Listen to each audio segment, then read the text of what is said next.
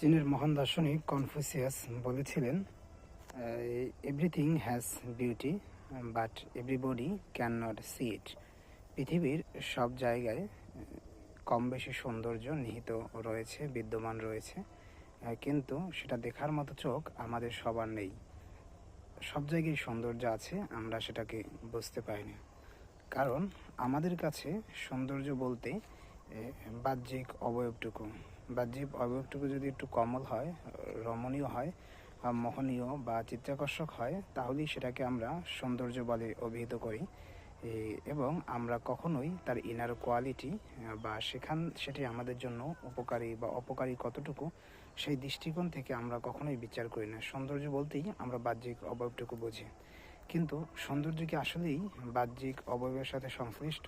সৌন্দর্য কি শুধু আমাদের দৃষ্টির সাথে জড়িত একটি বিষয় কি না, না এর বাহিরেও কিছু আছে? এই ব্যাপারে যারা নন্দনতাত্ত্বিক তারা মোটামুটি অনেক কথা বলেছেন, সেখান থেকে একটু বলার চেষ্টা করি।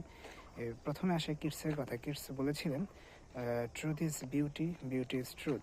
তার মানে কিটস একটি সংজ্ঞা প্রথমে দিয়ে দিয়েছেন, যেটা সৌন্দর্য সেটা অবশ্যই সত্য, আর সত্য না হলে সেটা কখনোই সুন্দর হতে পারে না। অর্থাৎ প্রত্যেকটি সত্য জিনিস, সত্য বিষয় তার ভিতরে সৌন্দর্যকে ধারণ করে। আরেকটু যদি ব্যাখ্যা করি, অর্থাৎ আমরা বাহ্যিকভাবে যে ব্যাপারটি আমাদের কাছে যদি অকদর্য, কদাকার বা অতটা সুন্দর না হলেও, কিন্তু সেটা যদি সত্যকে ধারণ করার কারণেই সেটা সুন্দর হয়ে যায়। এবং একটি প্রবাদ এরকম আছে, দ্য ট্রুথ ইজ বিটার।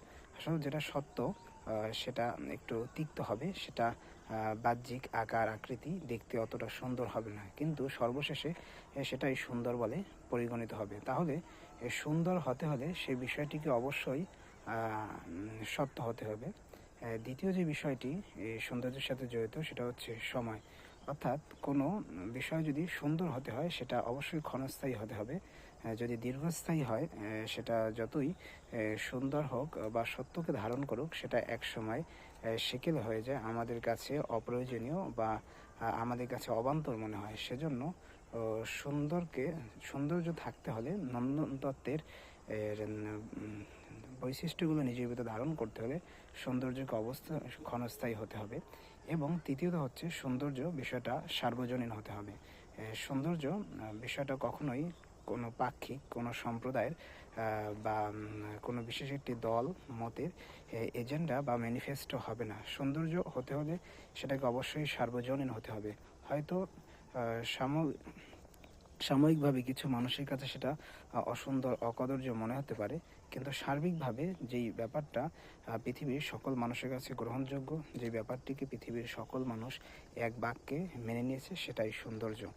যদিও তার বাহ্যিক আকার আকৃতি অথবা দৈহিক গঠন অথবা আউটার লুক সেটা অতটা চিত্তাকর্ষক বা রমণীয় না হয়। আর আমরা যেগুলোকে সৌন্দর্য বলে থাকি, সেগুলোকে যদি আমরা একটু ক্লারিফাই করি, তখন আমরা দেখতে পাই সেটা হয়তো হতে পারে আমাদের শুধু দৃষ্টির সাথে জড়িত একটি ব্যাপার, অথবা আমাদের মনের ইমোশনের সাথে জড়িত একটি বিষয়। সেজন্য আমরা সেটাকে সৌন্দর্য বলে থাকি। কিন্তু সত্যিকার অর্থে সৌন্দর্য হতে হলে সেটা সত্য হতে হবে, সেটা ক্ষণস্থায়ী হতে হবে, এবং সেটা অবশ্যই সার্বজনীন হতে হবে। ধন্যবাদ সবাইকে।